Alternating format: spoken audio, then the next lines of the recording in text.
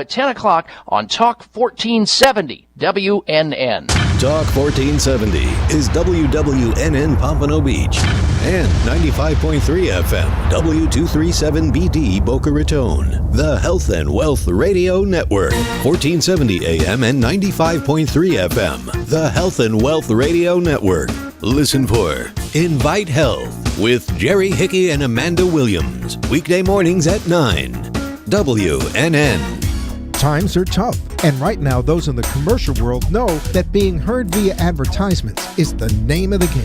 AmpSquare.tv understands how important advertisement is and is proud to express that it's truly the only plugged-in internet television production company on the market. Amp2.tv live streams all their shows across all the major selling markets in the U.S. and abroad. Call them at 866-224-5422. The AmpSquare.tv library allows productions to be seen over and over again, making commercial platforms more usable. Call 866-224-5422. Toll free 866-224-5422. Amp2.tv, the first and only internet television network that's truly plugged in. 866-224-5422. That's AMP2.TV.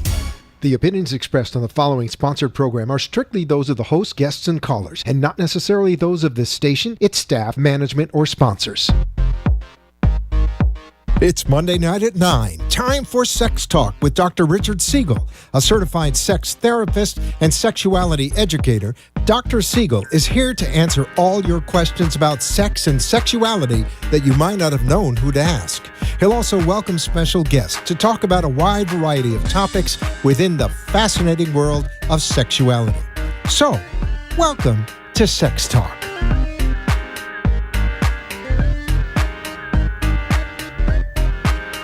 Good evening, it's Ricky Siegel. Welcome back.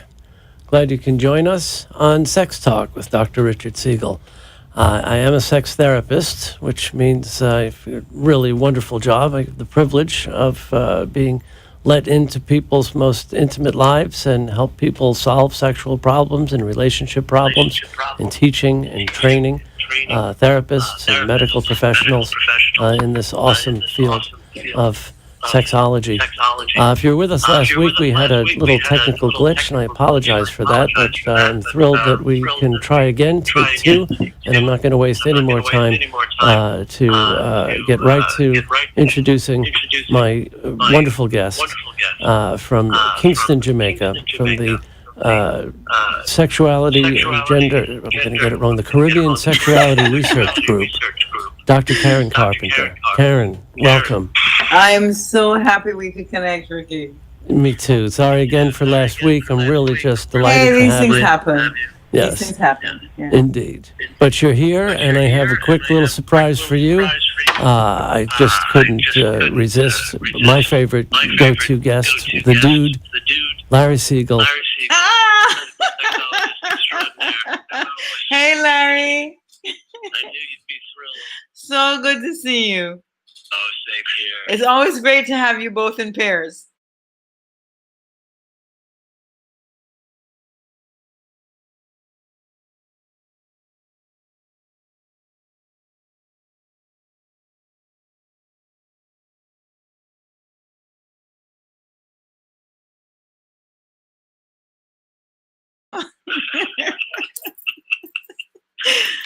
Yeah. A radio show Karen's been doing for I don't know how many And years Sex now. with Dr. Karen Carpenter. Yeah, we started Love and Sex about 6 years ago, and we ran for a year and a half on a different station, and then we took a break, reformulated, and came back on nationwide 90th second year again, believe it or not. We've already done a year. Congratulations. We just had our anniversary of 1 year, and we air on Tuesdays and Thursdays from 9 to 11 p.m. Jamaica time. And we have you two lovely gentlemen. It's always fun. Mm-hmm. Always a blast. Yeah, and it's always good to talk to you. And I got to get the book plugs out of the way. I mentioned them last week, but they're certainly worthy of repetition. Love and Sex, The Basics. which we will get right I'm impressed, Ricky. Yes. And You have a copy. what I'm especially eager, because last time we talked, this was still just research when you came in and trained our sex therapists at Modern Sex Therapy Institutes. The latest. That's right. That's a new book. And Interweavings, Tapestries of Culture and Sexuality in the Caribbean. Please tell us about the work you've done. Mm-hmm. So the first of the books, Love and Sex, the Basics, in fact, it's in its second edition, which will come out in about 3 weeks' time. So we're revamping that, updating it, because, relationships and information on relationships need updating. For instance, one of the things that I'm very curious about now is our new models of committed relationships, whether it's serial monogamy, it's polyamory,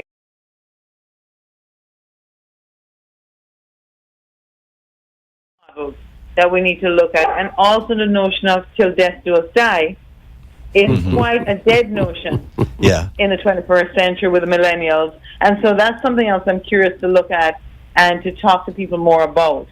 Our marriages are not our grandparents' marriages anymore. So Love and Sex, the Basics, the second edition, will have all of those updates.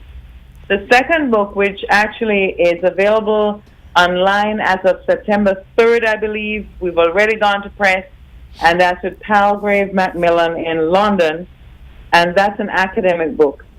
But I hope that the language is readable, because we've included the latest research in the Caribbean on sexuality. So we've looked at the history of the Caribbean, slavery and sexuality. We've looked at intimacy in the Caribbean, narcissism, transgender, WSWs, women who have sex with women, men who have sex with men, children and gender roles. What do Caribbean children think about what men are and what women are? And is that reflected in the larger population? And of course, we couldn't end the book without a piece on polyamory and on therapy. How do we work with people to build intimacy? No, that's what we've been so curious about. And last week, through our glitches, I ended up just kind of musing and thinking of the wonderful experiences we had when we came down there. And of course, the obvious comparisons. Oh, I hope so. But, if you could say a little bit about, I know our time is short, but just the culture. I know you're a culture expert, and I know you're familiar with American culture, and in what ways are there obvious ways that we're different or the same, or in what ways I'm particularly interested in what American women can learn from Jamaican women. Wow, I don't think American women want to learn from Jamaican women unless they want to be overtly more sexual. So one of the big we would like to hope that's a goal, right? Yeah. I trained with you guys and the late Susan Lee, who we love so much. And one of the big surprises for me so many years ago, when I practically lived in Florida, every 3 weeks I was on a plane coming up for training, is that I was very surprised that America is celebrated as a country that's very open-minded, broad-minded, experimental, etc. But if you come out of a European background or pseudo-European background, you will see that America is quite well-behaved compared to Europe. It's putting it very diplomatically. Yeah, very diplomatically. Yeah. Views on sexuality are much broader in Europe, and also people are openly any sexuality that they want to be. You cannot be on Bond Street in London, which I was just last week, without seeing open displays of sexuality from every gender and across genders. Right. So that's very much a European thing. In Jamaica, I think we celebrate sexuality very openly. We do not have the decorum, perhaps, that the U.S. has. And we are, I think, in this strange dichotomy where or this paradigm shift where we talk about religion a lot, but we act out sexuality much more than we talk about religion. So religion is a form of respectability, but it does not play out in our everyday lives. Yes? Yeah. So I think that in the U.S. you have greater integrity between your religious beliefs and your sexual behaviors. Where usually, if someone cheats, if there's infidelity, it is a cause for the end of a marriage. In Jamaica, we simply don't get married therefore you don't have to end the marriage. Mm-hmm. Yeah. So I'm troubling you. I'm just. Well, but of course, we get married at a much clinicians, lower rate. we end up. Partnerships much more often. Right. I'm sorry to step on you. We see the conflicts there between religious values and sexual behaviors that don't necessarily align. But what struck me is, I think most Americans would think, as you said, we're the advanced nation. Jamaica's an island nation, and maybe more traditional in certain values, patriarchal. But yet, it still struck me that women were more empowered sexually than what Definitely I typically see. And more empowered at every level, Ricky, because we started off with an education system that was male-dominated 50 years ago. Our universities, our biggest university, we now have 8 universities in this tiny island of 2.7 million people. There are 8 universities operating and several overseas ones. But we started off with a very male-dominated academic culture. And today, 70% of all graduates of the University of the West Indies are female. Wow. Financial Bravo. institutions That's in fantastic. Jamaica are run by women. There are men who run financial institutions, but our biggest bank outside of our national bank, which is Scotiabank, is run by a very diminutive woman with a very tall husband. So women are at every level of power in Jamaica. And Jamaica ranks, I think, somewhere in the region of 7th for women and advancement in professional areas. So women are very much empowered in Jamaica and are very much sexual. Women demand what they want. Even the dance hall lyrics that play up the prowess of a man, play up a man's sexuality, is really based on his ability to please a woman. And so every time you have like a song that talks about men and how bad they are in bed, bad in the bedroom, then you have a song by a woman saying, "Oh, really? Is that why you finished so quickly?" But if I wonder, how do you touch that back to what you said before and the work that, and I meant what I said in my Facebook post, what you've done there is nothing short of revolutionary. Over the past decade, how do you counter that with changing attitudes on the island towards sexual minorities? Towards sexuality. So we've been taught that sex is something that you hide. So although we do it a lot, and there's a lot of it, and it's very much part of the musical culture, and we live in a very hot country, so you're going to wear less clothing altogether. Women celebrate their bodies no matter what size body they have, which is why the term fluffy diva, it's very popular in Jamaica. Everybody's a fluffy diva. So no matter what size you are, you're wearing that skimpy clothing and you're out there. And the way to reconcile that notion of the church with the notion of the active culture is information. It's statistics. Because I think we have a lot of myth busting to do. Right. Because we believe ourselves to be one thing and we're actually another thing. So if you present people with the statistics and you say to them, look, in an island like this and across the Caribbean, 60% of the population say that they're Christian.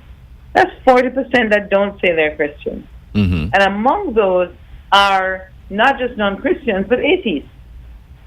So we cannot keep going around saying that we are a Christian country. We can say 60% of the population says it's Christian. And we know from statistics and research that whatever non-Christians are doing outside of the church, Christians are doing inside the church. Sexually, the behavior is the same. They're human beings first. Well, we certainly have that in It's common. by opening that dialogue. I'm sorry. Yeah. So, and speaking of reconciling these kind of differences, there's one thing that kind of always struck me, especially when we were doing one of the trainings there. I remember having this room full of professional women, and we were talking about infidelity, we were talking about domestic violence, and all of these very empowered women were talking about how they would have no tolerance for that. If a man cheated on them, that'd be it. They would be out of there. If a guy raised a hand to them, they would be out of there. There would be trouble. Yet, at the same time, when it came to the infidelity, there was, on the one hand, we would never stand for that. It would never happen. but all men cheat. Right. The raising of the hand would never ever tolerate that. It would never go. Yet a study that I read from 2006 said something like 69% of Caribbean women report domestic violence. So how do we reconcile some of those? Domestic violence is very high, and I think one of the challenges that we have is violence is high. Full stop. Yes. So that's a problem. Domestic violence is very high because we aren't taught to accept rejection. We do not believe in the right of refusal. So it's okay for you to not want someone, but it's not okay for them to not want you. So when someone says, I'm done with you, I'm leaving, I've met somebody else, that's a huge blow to the ego. Sure. And the Caribbean male's manhood, is very important in terms of his sexuality being what makes him a man. When you have economies that are financially depressed, and there's a big gap between the wealthy and the poor in countries like these, you will find that people use things like the number of children they have and their sexuality and their status in terms of, do I belong to a church, do I have a good job, as a way to prove themselves as manly or womanly. And so that's a threat, that's a direct threat to whether or not I'm a man. So there is that challenge that we face, and a friend of mine calls it constructive disengagement. We need to teach constructive disengagement. How do I let go of the relationship when that person no longer wants me but tolerates me? And that's part of the revolution. Part of the revolution has got to be to open dialogue between men and women, men and men, women and women, to say, look, man, people have choices. And just because someone doesn't choose to be with you at this point in time doesn't devalue you. Wow. You know, I think it's exciting to hear you talk like this, but, you know, it reminds us we're still waiting for this revolution here. We've got a couple of 100 years head start, and the United States still needs the same kind of wake-up call. You know, we therapists and educators just hear way too often guys that still feel like if they're in a relationship or if they're married, they're entitled to sex on demand. It's like, you know, what century are you living in?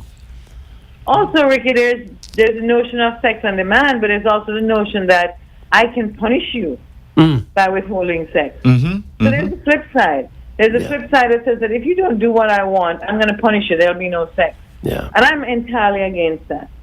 When you sign up for this thing called marriage, you ask that person to not go elsewhere for sex. Right. So if you are unhealthy, if you're not well, if you're not feeling resilient and you don't want to engage sexually, that's one thing. But there's a way to discuss that with your partner. But to simply lock down what we call lock shop. To simply lock the shop. Macy's closed for the week.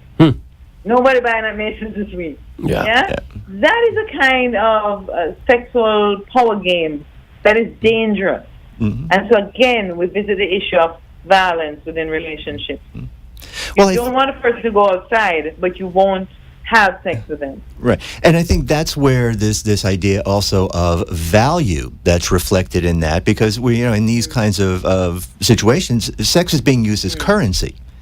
Absolutely. Either currency that's being spent or currency that's being withheld, but there's always some kind of, you know, there's a catch in some way. And I think we have to open up that religious discussion about, you know, wives submit to your husbands, husbands submit to your wives, etc., etc. We have to open up that discussion and also look at, okay, what about when people are withholding? Is that okay within the Christian doctrine?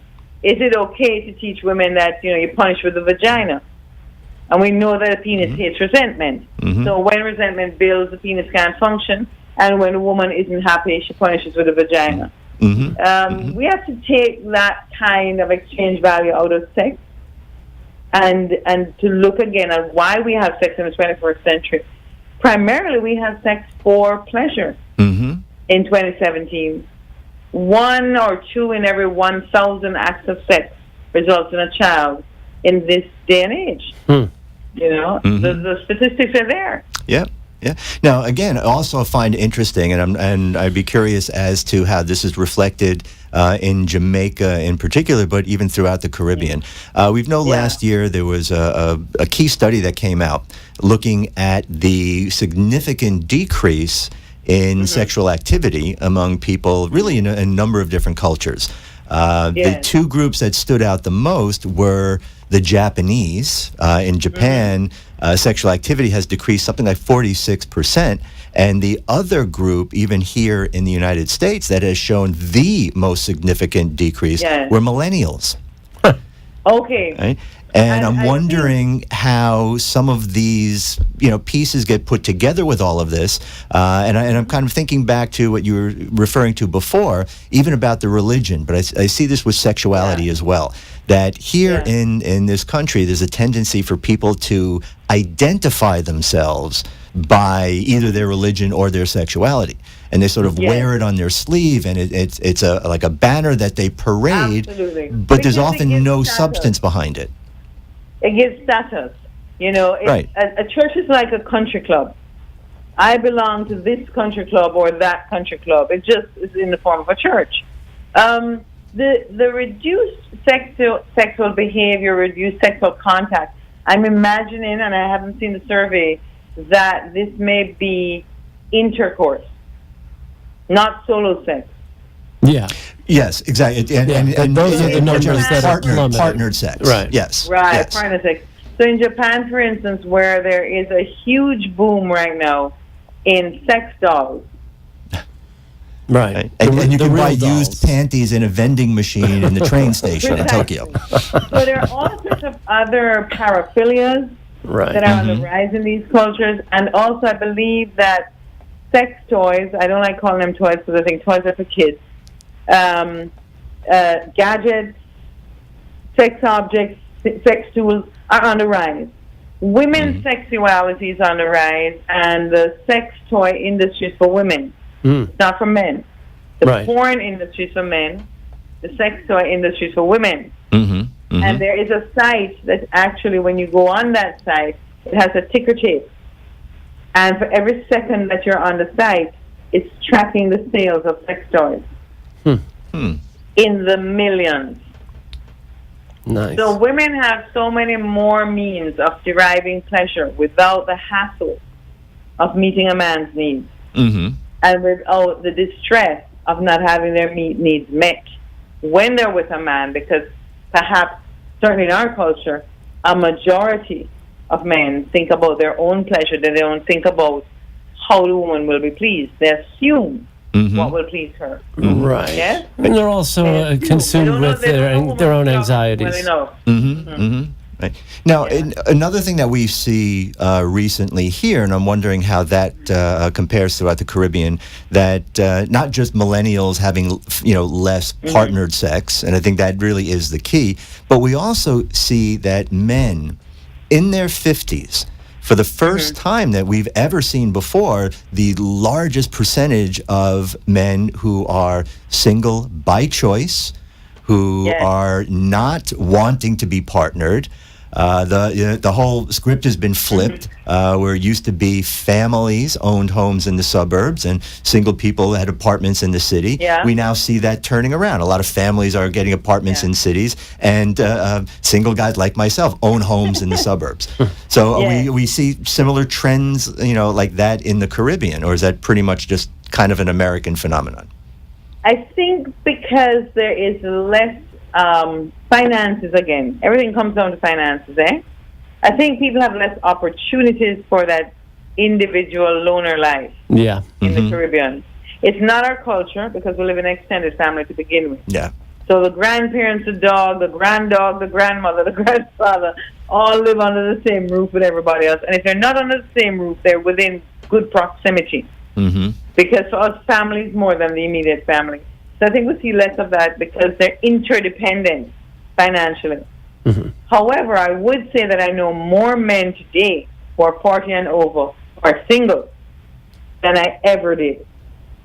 Even when in my parents' generation, it was not usual to see a man over 40 who was single. So I think, yes. And there is a trend actually among millennials that one of my millennials for my Love and Sex program has been investigating, and it's called Men Who Go Their Own Way. And it's about men, millennials, who are choosing not to marry. They're choosing career, they're choosing multiple partnerships or serial monogamy, but they're choosing not to marry and not to be in a committed relationship. And you see that with girls as well, with women also? I think women have been choosing that for a long time in Jamaica. Yeah. I think in Jamaica with more and more educated women, because as the education levels rise, you have less children. You also delay children later. So a woman may get to 35, 37 and say, okay, I want a child now, and she'll find a sperm donor in terms of a friendly sperm donor, and she'll have a child on her own. So because women have parented children all along, 58% of the households have a single mother as the head of household and visiting fathers. It's not unusual in Jamaica for a woman to parent a child on her own. And that trend continues. They're just having less children later in life. Interesting. Yeah. So I think we see similar trends here as well, but without, I think, as much of the extended family. So Right, it the seems family like it's support. a bigger change here than it is in Jamaica. I think perhaps the change will show up in this generation coming up, the millennials. I think that's where we're going to see dramatic change in family relations, what we consider family. I think we're going to go nucleic. You know, we're not going to have this big extended family anymore. Right. The love match is being reconsidered, I believe, because it's proven to be a disaster. I hear millennials talking less about love and more about, does the person fit into my life? Yeah. So I keep asking them, what does that mean? What is your shopping list? What are you looking for? You know, so I hear them with a different conversation than perhaps a generation ago. Yeah. So it's more utilitarian. It's, you know, it's about how does this serve me? And they're looking at 10 years as a long time to be together. They tell me this openly, you know, if it lasts 10 years, wow, that's a lot. Yeah, So and I they think kinda we see see- that a lot in a lot of places too. And I think you had mentioned this earlier as well. Yeah. You know, this idea Yeah. of till death do us part, which I Crazy don't think idea. people have been Crazy following idea. anyway, because more often than not, it's been, well, we say till death do us part, but really until you make me really But angry. exactly, but the death of what? The death of what? And then it's a really crazy and horrible notion because somebody has to die for this relationship to end. Now, are you going to volunteer?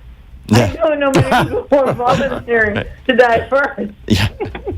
Well, I think, you know, it's kind of like with Social Security and Medicare, things like that. There was never meant, especially at the time, to be this long. When people were dead at Exactly. 40, you know, till death do us part meant a little bit something It different. wasn't so Now daunting. it's like, wait a minute, does that mean 80 years we have to be together? Yeah.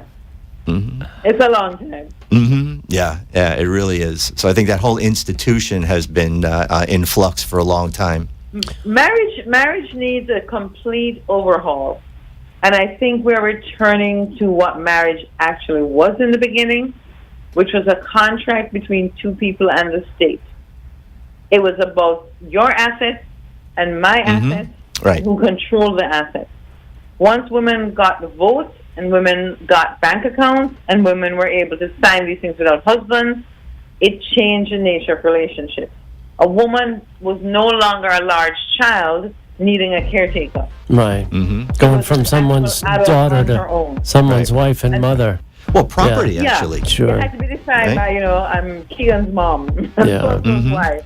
I'm afraid we're going to be running out of time in Exactly. just a couple of seconds. This always goes by too quickly, but so grateful does. to have you call in. You know what the music means. You know what the music means. We'll look forward to being together in Jamaica, I hope sometime soon. Yes, very Absolutely. soon. We're going to have to make that happen. We're overdue. Yes, and to everyone Long listening, overdue. thank you again for joining us. Please Great to be with stick you with guys. us next Buffalo. Monday, 9 p.m. Best of wishes. You've been listening to Sex Talk with Dr. Richard Siegel. Join us every Monday night at 9 on WNN, 1470 AM and 95.3 FM. or watch live streaming video at AMP2 TV Productions on Facebook, or look for the shows on YouTube. Thanks for tuning in, and we hope you'll join us again next week. The opinions expressed on the preceding sponsored program were strictly those of its hosts, guests, and callers.